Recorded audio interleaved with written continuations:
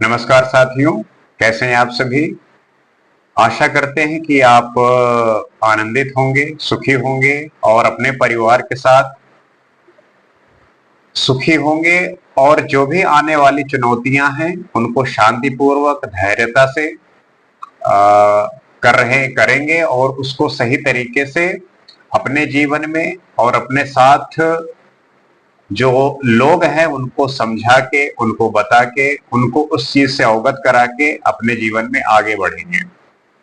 जैसा कि हम अक्सर किसी न किसी विषय को लेकर बात करते हैं, चर्चा करते हैं, संवाद करते हैं, और हमारा जो उद्देश्य है कि हमारे जो चर्चा का स्तर है उसमें एक गहराई हो, एक तर्क हो, लॉजिकल बातें हो, फैक्चुअल बातें हो, जिसमें हमारी जो समझ है उसका एक स्तर सही जगह पे पहुंच के, और उसमें कोई ऐसी बातें ना हो जो फालतू की हो या जिसका कोई पर्पज ना हो। हमारे बातों में भी वो गहराई झलकनी चाहिए, वो समझदारी का प्रकाश होना चाहिए, जिसके प्रकाश से आपके आसपास के लोग भी प्रकाशित हों और उनके जीवन में भी अंधियारा मिटे।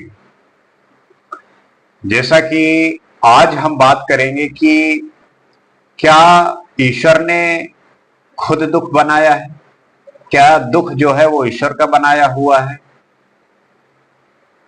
तो मेरा मानना है कि दुख ईश्वर ने नहीं बनाया, ये हमारी ही उपज है, ये हमने ही क्रिएट किया है। क्योंकि सारे दुख की जो उपज है वो है अहम, मैं।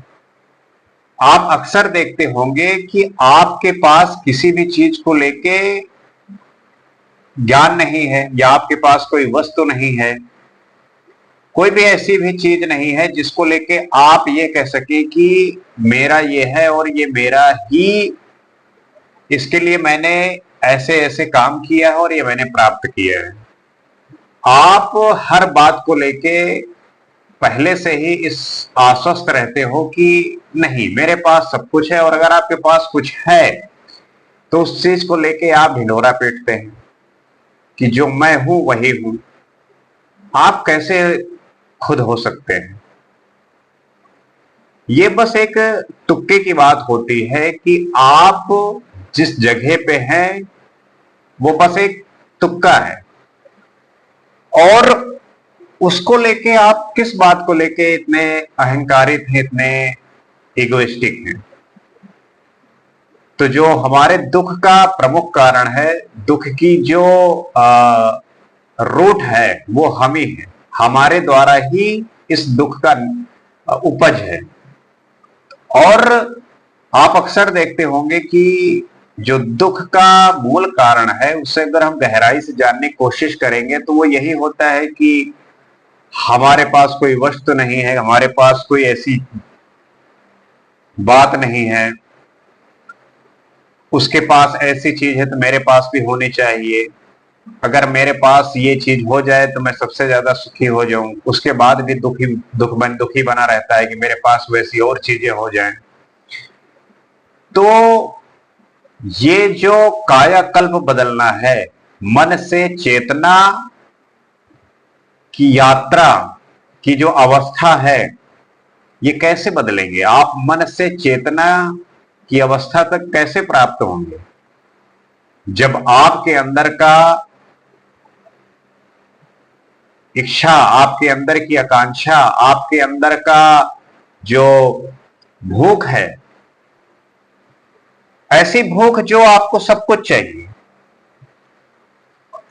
आप नीडी नहीं हो, आपको सब कुछ चाहिए, तो इस अवस्था में होते हुए आप हमेशा दुखी रहेंगे। क्यों दुखी रहेंगे? क्योंकि वो ऐसी अवस्था है कि वहां पे आपकी सारी चीजें, सारी कामनाएं पूरी नहीं हो सकती। आपके जीवन में अंधकार फैला हुआ है, आप समझ नहीं पा रहे हो कि जो स्थिति है आपकी उसमें आपका ही योगदान है, वो आपके द्वारा बनाया गया हुआ ही वर्ल्ड है, दुनिया है। जैसे कैसे हम अंधकारित हैं कि हनुमान चालीसा में एक बहुत अच्छा तुलसीदास जी ने जिक्र किया है कि बाल समय रवि भक्ष लियो तब तीहो लोक भयो अंधियारो। बाल समय मतलब कि जब आप बाल्यावस्था में होते हैं, छोटे बच्चे होते हैं। बाल समय रवि भक्ष लियो, रवि मतलब सूर्य, सूर्य मतलब चेतना। तो जब आप बाल्यावस्था में होते हो तो आप के अंदर चेतना का विकास नहीं होता, आप चेतना को निगल चुके होते हो, आप मन और इंद्रियों पे होते हो। तो आपके जीवन में अंधकार होता है। और जब आप धीरे धीरे चीजों को समझने लगते हो तब आपके अंदर वो चेतना का विकास होता है और आपके जीवन का जो सूर्योदय है वो उदय होता है। सूर्य का जो आभा है, सूर्य का जो प्रकाश है, उससे आपके जीवन का अंधकार नष्ट हो जाता है। और वो कैसे होता है? ज्ञान के माध्यम से। और मेरा मानना है कि भारत में नवजागरण का जो पितामह कहा जाएगा वो हनुमान जी को कह सकते हैं, क्योंकि उन्होंने ही इस बात को समझाने की कोशिश की है।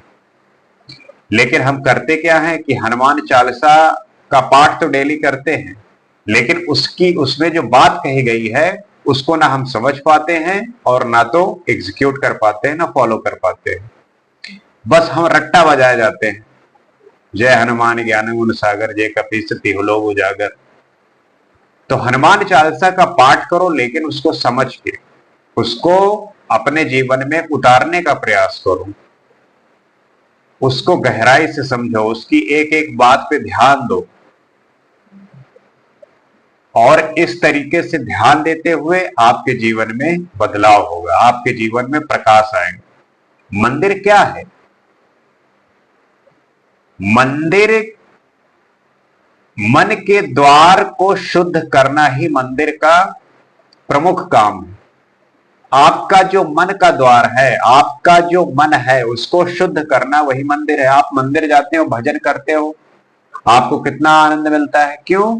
क्योंकि मंदिर के अंदर पहुंचते ही आपकी सारी माया जो है वो बाहर खत्म हो गई। और ये तब स्थिति होती है जब आपका मन उस भजन में, उस भक्ति में होता है। अगर वो माया का मन आपने मंदिर के अंदर भी ले गए, तब आपका मंदिर में भी मन नहीं लगेगा। अक्सर लोग मंदिर में भी पाप करते हैं क्योंकि उनका मन वहां पे शुद्ध ही नहीं होता, वो वहां पे भी भ्रमित रहता है, वो वहां होता ही नहीं। और वो जो मन का मंदिर है उसमें जो भजन है, जो यज्ञ है, वो यही है कि आपको अपने होश को साधना है। संस्कार का मिटना, होश को साधना, यही भजन है, यही यज्ञ है। क्योंकि आपकी जो माया है, आप जो माया से घिरे हुए हो, आप जो संसारी हो, विषय चिंतन में लगे हुए हो, इससे छुटकारा पाने का एक ही उपाय है कि आप भजन करें, आप यज्ञ करें। और ये मन और इंद्रियां का कुआं कभी भरेगा नहीं। आप कितना भी प्रयास कर लीजिए, लेकिन ये मन और इंद्रियों का जो कुआं है ये कभी नहीं भरेगा। आप इसमें कितना भी डालो, आपको खाली ही मिलेगा। तो जब तक इस मन और इंद्रियों के माया जाल में आप फंसे रहेंगे, तब तक ये खाली रहेगा। आप कितना भी भरें, आप दुखी रहेंगे। होता क्या है कि जब आप और मन और इंद्रियों पे हमेशा रहते हैं तो आपको सफलता मिलती नहीं। और सफलता हमेशा मन और इंद्रियों को कंट्रोल करने पे ही प्राप्त होता है, क्योंकि वो एक तपस्या मांगती है, एक त्याग मांगता है, सेक्रीफाइस मांगता है। और जब आप असफल होते हो तब दुख होता है, दुखी होते हो तो दरिद्रता उत्पन्न होती है, और जब दरिद्रता उत्पन्न होती है तब कष्ट आता है, कष्ट होता है आपको। और जब भजन करोगे तो उपलब्धि प्राप्त होने लगी, भजन में होता क्या है कि आपने मन को साध लिया, इंद्रियों को साध लिया, तो आप कभी ना ह्यूमिलेट होंगे, ना किसी के सामने हाथ फैलाएंगे, आप अपने आप को साधे हुए हैं, तो आप आनंदित है, आप सुखी। इच्छा खत्म, मन खत्म, आपकी इच्छाएं ही आपके मन को भरमाए रहती हैं। आप आराम से बैठे हुए हो, मन का मंडोल गया कि मुझे ऐसा खाना है, मुझे ऐसा जीना है, मुझे ऐसा रहना है, बस आप दुखी हो गए। तो आपको अपने मन को साधना है, अपनी इंद्रियों को साधना है। क्योंकि मानव की कमजोरी क्या है? ये इच्छा और मन ही तो है। ये इच्छा और मन ही मानव को कमजोर बनाते हैं, और इससे निकलने का जो रास्ता है वो यही है कि हनुमान जी से आप सीखिए। हनुमान जी के लिए राम ही सब कुछ है। चेतना के साथ रह रहे हैं, जरूरत पे जी रहे हैं, आनंदित हैं, आनंद है। तो आप भी अपने मन को साधो, अपने इंद्रियों को साधो, सेंसेस को पकड़ो, और अपने भी जीवन में चेतना का उदय करो। चेतना जब विकास करोगे, आप होश में आओगे, तो आपके जीवन की जितनी भी अशुद्धियां हैं, जितनी भी कष्ट हैं, जो दरिद्रता है, वो धीरे धीरे मिटेगी और आप बिल्कुल ठीक हो जाओगे। तो आपको इस पे काम करना पड़ेगा। अब हमारी जरूरत ही तो है जो हमें भरमाए रहती है। हमारा काम बाटा के भी जूते से चल सकता है, लेकिन हमें एडिडास, प्यूमा, नाइकी चाहिए। हमारा काम टाइटन के वॉच से भी चल सकता है, लेकिन हमें रोलेक्स चाहिए। हमारा काम नैनो से भी चल सकता है, लेकिन हमें फॉर्च्यूनर चाहिए। तो जो हमारी इच्छाओं का इतना बड़ा भारी, बड़े बड़े इच्छाएं हैं, वही जो है हमें असंतुष्ट रखते हैं, हमें परेशान रखते हैं।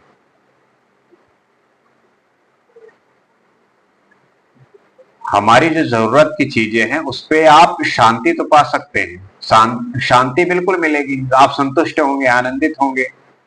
ठीक है, आप मेहनत करते रहिए, आप काम करते रहिए, जो आपके पास है उसमें संतुष्ट रहिए, आनंदित रहिए, और जो आपको चाहिए उसके लिए आप ध्यान से, होश से काम करते रहिए, आपको एक दिन वो भी प्राप्त हो जाएगा। लेकिन उसके लिए अपने होश को छोड़ना नहीं है कि उसके चक्कर में आप बहुत सारी चीज गलत कर डालते हैं उस चीज को प्राप्त करने के लिए। तो गलत रास्ता नहीं अपनाना, सही रास्ते पे चलते हुए धैर्य पूर्वक आगे बढ़ते जाना है, और फिर जो होगा वो होगा। इतना क्यों लोड लेना है, आराम से चलते जाना है, और जो समय पे चीजें होनी होंगी तो हो जाएंगी। तो आशा करते हैं कि हमारे इस वीडियो का जो उद्देश्य था आपको पसंद आया होगा। आप इस पे मंथन करेंगे, विचार करेंगे, लोगों के साथ साझा करेंगे, बताएंगे, और आपके और हमारे भी जो इन सब बातों को लेके कमी है उस पे काम करेंगे, ठीक करेंगे, और इन बातों का जो स्तर है, इन बातों के माध्यम से हम ये जानेंगे कि जो हमारी समझ है वो कितनी मजबूत है, कितनी लॉजिकल है, कितनी तार्किक है। क्योंकि मैं जो है तर्क पे बात करना पसंद करता हूं, हवा में बातें करने का कोई मतलब है नहीं। क्योंकि जैसे गुब्बारा होता है, गुब्बारा तभी तक उड़ता रहेगा जब तक उसमें हीलियम गैस भरी हुई है। आपने गैस को निकाल दिया, गुब्बारा खत्म। तो हवा, आप गुब्बारे में ऐसे उड़ते रहो, लेकिन मेन काम तो हीलियम का है ना। तो आपको भी अपने ज्ञान में वृद्धि करनी चाहिए, अपने समझदारी में वृद्धि करनी चाहिए, और समय के साथ नई नई चीजों को अडॉप्ट करते हुए आगे बढ़ना चाहिए। उम्मीद करते हैं कि आपके समय को मैंने जस्टिफाई किया होगा और ये वीडियो आपको पसंद आएगा। ऐसे ही तमाम विषयों पे चर्चा करने के लिए हम आप साथ में प्रयास करेंगे और जानने की कोशिश करेंगे। आज के लिए फिलहाल इतना ही। आपसे फिर जल्द मुलाकात होगी। नमस्कार।